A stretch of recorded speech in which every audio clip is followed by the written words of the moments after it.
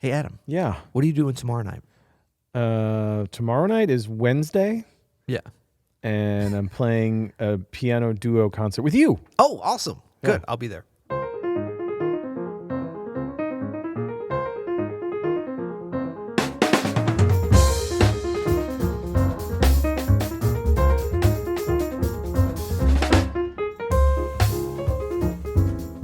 I'm Adam Maness. And I'm Peter Martin. You're listening to the You'll Hear It podcast. Daily jazz advice coming at you. I forgot about our We're in the Future, We're Back in to the the Future. Yeah, man, those Get the duo concerts DeLorean. were great.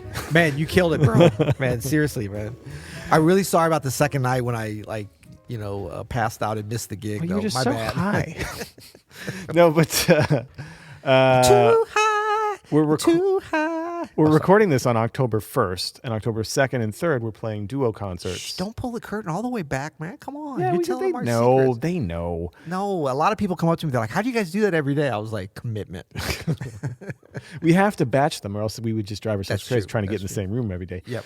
But we're about to play 2 nights of duo concerts and one weird afternoon matinee. I Yeah. think. Yeah. No, it's not even. It's 11 a.m. 11 a.m. Who books at 11? Who booked an 11 a.m. gig? Come on, Rachel. No, we're playing over Jazz St. Louis, just across the alley here. They're putting 2 beautiful Yamaha pianos on stage. Or is there one Steinway, one Yamaha? I don't know. Can I have a Steinway? We don't know how beautiful they're going to be. We don't know how beautiful they're going to be. But since this is in the future, we're going to assume that they were beautiful and that we had a beautiful time. I know it's going to be great. It's going to be a lot of fun. We're going to have a good crowd, and it's going to be a fun deal. So we thought we would celebrate that. Yes. So this is how to approach 2 piano duos. So even though we're in the future, we're still doing some planning for this and talking about how we're going to approach this. So maybe we'll do a post-mortem next week That's well. a great idea. On how it went. But yeah, we're just going to sort of talk about It ideas. could be really hairy. Like it's just like so cold between each other. Yeah, Just like, yeah. ugh. But I think 2 piano duos, and we'll talk a little bit just about duos in general. I think is piano and something else. I just did some piano and guitar gigs, which has some similarities to 2 pianos. But 2 pianos is really a special thing. Yeah. And I mean, there's the 4 hands. Now, we're not talking about that. No. We're actually talking about 2 pianos with 2 pianists. I guess you could have 4 pianists on 2 pianos, right? And wait, are we cool there, Andrew? Andrew's looking at the cameras like... Oh, we got 6 minutes. Okay, it's going to be a short No, we got it. We Okay, got it. good. Yeah. So, 2 pianos. This can be such a really special thing, but I always think about this as like less is more because it's so exciting. And normally when you get 2 good pianists together, it's like, wow, we're finally getting a chance to play together. Yeah. Where it's very difficult to do that. Sometimes you have a keyboard and a piano, whatever. Sure, yeah. But to actually have 2 pianos in a situation with a gig and an audience, that's a cool thing. I've done some stuff recently with Darren Pops Jackson where he was playing like Rhodes and organ, and I was playing piano. That's fun. But even just us here, we just now before we started recording this went through a couple tunes. But it's interesting, man, because with pianists, we hang all the time or whatever, but I was like, I got to get to know Peter as like the musician I play with. Like that's a different vibe, right? I mean, even though I've like sat in with your band or whatever on guitar, even still like getting to feel each other out as pianists is a whole other thing. Yeah, and I think pianists, it's like all the rhythm section players. We don't have nearly the experience that a trumpet player would have, a violinist, a singer. Like every great singer sang in a choir or in a background, of working with other people on your same instrument. Blending. Blending. That's something that we got to work on, man. We got to hit this rehearsal here in 5 minutes and 20 seconds or whatever. Yeah, so I think that the biggest thing, the number one, of course, is listen. Yep. But number 2, right after that first successful 2 piano duos, is realizing that you've got 4 hands to play really what 2 good hands could do before. Sure. So it's kind of like a less is more. It's like, how do you listen to the whole thing and put in and not play? Like what usually doesn't work is 2 solo pianos going on at the same time. Right. And I've heard a lot of that. I mean, it can be. If they're good enough, it can work. Well, and that's be one cool. color, right? It's one color. But I think the fun is when you look at like how do you add up all the 2 pianos and the 2 pianists and become kind of one solo pianist. Yeah. And then you have times where you can kind of go next level and like really push it and do things that one pianist could never do.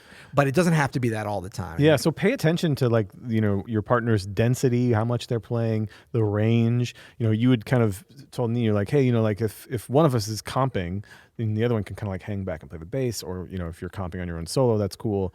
And I think that's all stuff that it's crucial to like you said, like actually making good music as opposed to just like two dudes up there like playing solo piano Yeah, at the yeah, same time. yeah. So- Now, and having said that, some of the funnest parts can be like once you get that part going, then you can go into each playing solo piano and not playing anything. Like a lot of Yeah, yeah. times I've been in these situations, and I remember when I first started doing it, I felt like I was like, well, we have to both be playing all the time. No, No. the beauty is like some back and forth, some sit back and listen, and tossing the ball back, the baton back and forth. That's a lot of fun. I'm too. going to be doing a lot of this. You got it. Yeah, no, Have fun. it's all good. Yeah. And then also, I think the thing you were talking about, what I mentioned too, is that for those of you out here thinking about doing this, a good place to start is to think about, we've talked about the 3-zone concept for solo piano playing, which is basically, I mean, not to be too restrictive, but you have sort of the bass line, the bass area, the root area, and then you've got the sort of comping tenor area, and then you've got some melodic, either playing the melody or soloing or whatever.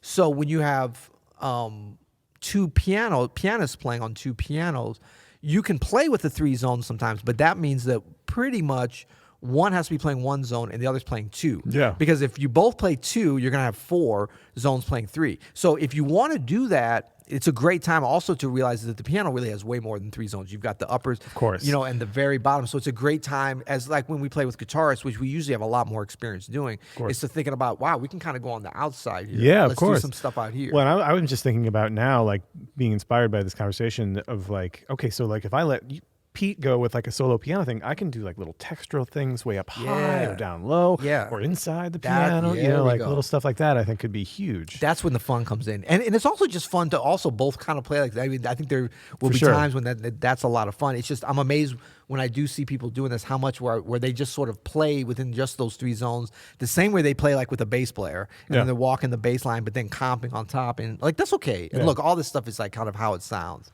But I think that if you do think outside of the box and look at it as possibilities, as far as in terms of just being limited by you normally would be by the drums and the bass, then it can be nice. All right, I'm ready. Let's go. All right, let's hit it. Let's hit it. How many more minutes we got on here, Andrew?